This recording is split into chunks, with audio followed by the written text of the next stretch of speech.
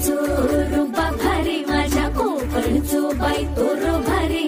दिसते भारी गणपतीची स्वारी अन आला धादिस मामाच्या घरी मालवण चिपळूण सावंतवाडी माझ्या कोकण गावांचो दिमाग भारी